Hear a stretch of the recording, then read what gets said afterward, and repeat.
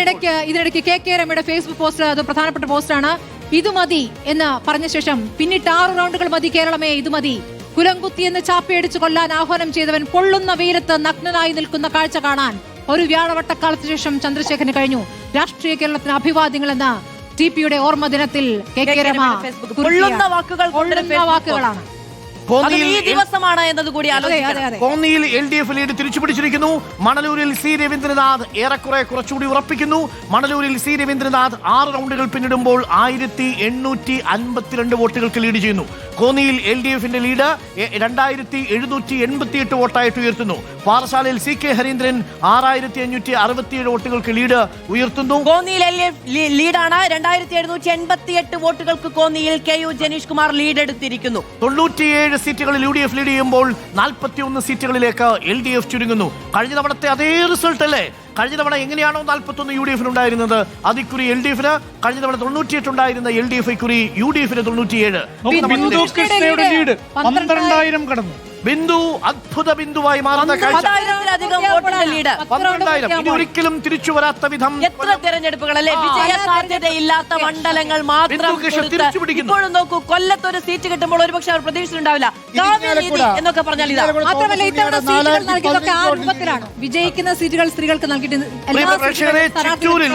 ചിറ്റൂരിൽ സുമേഷ് അച്യുതൻ 2973 വോട്ടുകൾക്ക് ലീഡ് ചെയ്യുന്നു. UDF സ്ഥാനാർത്ഥി. ഇത് തിരിച്ചു വരാൻ പറ്റാത്ത ഒരുപാട് മണ്ഡലങ്ങളുണ്ട്. അതിലൊരു മണ്ഡലമാണ് ആറന്മുള മണ്ഡലം. അവിടെ അബിൻ വർക്കി വിജയം ഉറപ്പിക്കുന്നു.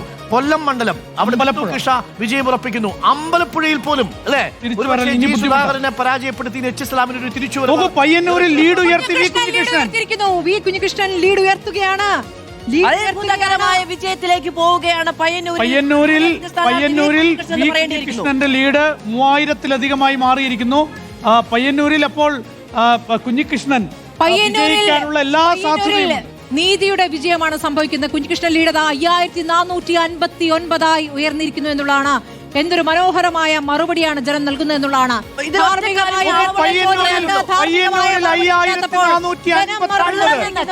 പയ്യന്നൂരിൽ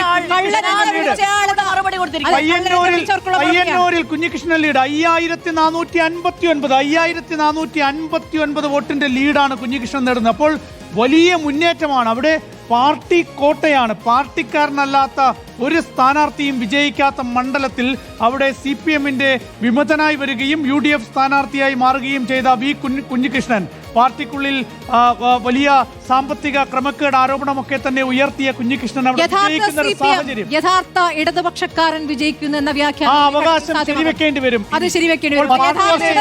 യഥാർത്ഥ ഇടതുപക്ഷം പാർട്ടിയിലെ ഏകാധിപത്യം 4 പേര് മത്സരിച്ച് 3 പേര് നിയമസഭയിലേക്ക്, അതായത് മാഞ്ഞുപോയി എന്ന് കരുതുന്ന RSPക്ക് പുനർജീവനം സാധ്യമായിരിക്കുന്നു എന്നുള്ളതാണ്. വലിയ മുന്നേറ്റത്തിലേക്കാണ് കൊല്ലത്ത് അപ്പൊ പാർട്ടിയിലെ ഏകാധിപത്യം എന്ന വിമർശനങ്ങൾ ശരിവെക്കുന്ന തരത്തിലേക്ക് ഇനി കാര്യങ്ങൾ പോകും. ആ നിലയിലുള്ള അന്വേഷണവും അതുപോലെ തന്നെ സംഘടനാ നടപടികളും ഇനി ഉണ്ടാകും എന്ന കാര്യം ഉറപ്പാണ്. ചാണ്ടിയുമൻ തന്റെ പഴയ റെക്കോർഡൊക്കെ തിരുത്തുകയാണ്. 40,000-ലേക്ക് കടക്കുകയാണ് മുന്നേറ്റം. ഉപതെരഞ്ഞെടുപ്പിനേക്കാൾ വലിയ ഭൂരിപക്ഷം നേടുകയാണ്. ഇതൊരു വൺ സൈഡ് ഇലക്ഷനാണ്. നോക്കൂ, ഇനി പയ്യന്നൂരിൽ എണ്ണാനുള്ളത് ചെറുപുഴയും പുളിങ്ങവും മാത്രമാണ്. രണ്ടും UDF ശക്തി കേന്ദ്രങ്ങൾ. അതായത് ഇനി തിരിഞ്ഞു നോക്കേണ്ട കുഞ്ഞികൃഷ്ണൻ ഉറപ്പിക്കുകയാണ് എന്നുള്ളതാണ്. 2 മണ്ഡലങ്ങൾ, ഇനി 2 സ്ഥലങ്ങളെ എണ്ണാനുള്ളൂ. ചെറുപുഴയും പുളിങ്ങവും രണ്ടും UDF ശക്തി കേന്ദ്രങ്ങളാണ്. 49,000 വോട്ടിന്റെ ഭൂരിപക്ഷം കൈവെള്ളയിൽ വെച്ചു കൊടുത്ത പയ്യന്നൂര് TI മധുസൂദനൻ തിരിച്ചു കൊടുത്തിരിക്കുന്നു. അതെ, ഒരുപക്ഷെ ധർമ്മടത്ത് പിണറായി വിജയൻ പരാജയപ്പെട്ടു. മധുസൂദനെ നിർത്തിയില്ലായിരുന്നെങ്കിൽ ഒരുപക്ഷെ ഇപ്പോൾ അരുവിക്കരയിൽ നിന്ന് വരുന്ന വിവരം VS ശിവകുമാർ പിന്നിലായിരിക്കുന്നു. അരുവിക്കരയിൽ അഡ്വക്കേറ്റ് G സ്റ്റീഫൻ 1382 വോട്ടുകൾക്ക് ലീഡ് ചെയ്യുന്നു. അരുവിക്കരയിൽ ശിവകുമാർ പിന്നിലായിരിക്കുന്നു. എറണാകുളത്ത് UDFന് സമ്പൂർണ്ണ മുന്നേറ്റമാണ് കേട്ടോ. നേരത്തെ എന്താണോ ഇവർ പ്രഡിക്റ്റ് ചെയ്തത് അത് സംഭവിക്കുകയാണ്. 14 സീറ്റിലും ലീഡാണ് എറണാകുളം. മലപ്പുറത്ത് 16-ൽ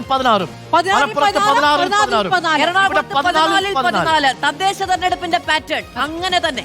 ചാലക്കുടിയിൽ സനീഷ് കുമാർ ജോസഫ് 10,560 വോട്ടുകൾക്ക് ലീഡ് ചെയ്യുന്നു. ആദ്യം ഒന്ന് വിറച്ചെങ്കിലും. പ്രിയപ്പെട്ട പ്രേക്ഷകരെ, രാമന്തളിയിൽ പോലും ലീഡ് ഉയർത്താൻ ടി മധുസൂദന പയ്യന്നൂരിൽ കഴിഞ്ഞിട്ടില്ല. ഇനി എണ്ണാൻ ബാക്കിയുള്ളത് എരമമാണ്. എരമം, കുറ്റൂര്, ചെറുപുഴ പഞ്ചായത്തുകൾ. ചെറുപുഴ പഞ്ചായത്തിലേക്ക് എത്തിയാൽ വി കുഞ്ഞികൃഷ്ണന്റെ ഭൂരിപക്ഷം കുതിച്ചുയരുമെന്നത് ഉറപ്പാണ്. ഇപ്പോൾ തന്നെ 5000-ന് പുറത്താണ്. അങ്ങനെയാണെങ്കിൽ നമുക്കുറപ്പിക്കാം പയ്യന്നൂരിൽ വി കുഞ്ഞികൃഷ്ണൻ ജയിച്ചിരിക്കുന്നു. വി കുഞ്ഞികൃഷ്ണൻ പോലും ആദ്യം മത്സരിക്കാൻ തയ്യാറായിരുന്നില്ല. അവിടെ വി കുഞ്ഞികൃഷ്ണൻ ആദ്യം മത്സര സന്നദ്ധനുമായിരുന്നില്ല.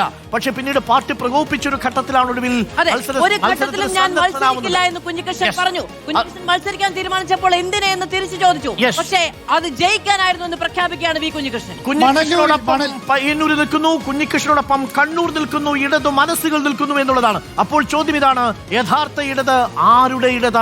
അത് മധുസൂദന്റെ ഇടതാണോ, കുഞ്ഞികൃഷ്ണന്റെ ഇടതാണോ, അത് പി കെ ശ്യാമളയുടെ ഇടതാണോ, അത് ടി കെ ഗോവിന്ദന്റെ ഇടതാണോ എന്ന ചോദ്യം പ്രസക്തമാണ്. ആ വിഷയം രക്തസാക്ഷി ഫണ്ടാണ്. രക്തസാക്ഷി പാർട്ടിയിലെ ഏറ്റവും മുതിർന്ന ഘടകം എന്നാണ് പറയുക, അല്ലെ? രക്തസാക്ഷി കഴിഞ്ഞ പാർട്ടിയിൽ ആരുമുള്ളൂ എന്നുള്ളതാണ്.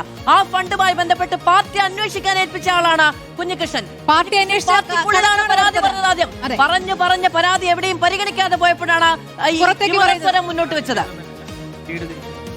അപ്പോൾ പയ്യന്നൂരിൽ കുഞ്ഞികൃഷ്ണന്റെ ലീഡ് 5000 ഉയരുമ്പോൾ ഇനി എണ്ണാനിരിക്കുന്ന 2 പഞ്ചായത്തുകൾ UDF പഞ്ചായത്തുകളാകുമ്പോൾ ഒരുപക്ഷെ പയ്യന്നൂരിൽ പാർട്ടിയിലെ വിമതൻ വിജയിക്കുന്നു എന്നതാണ്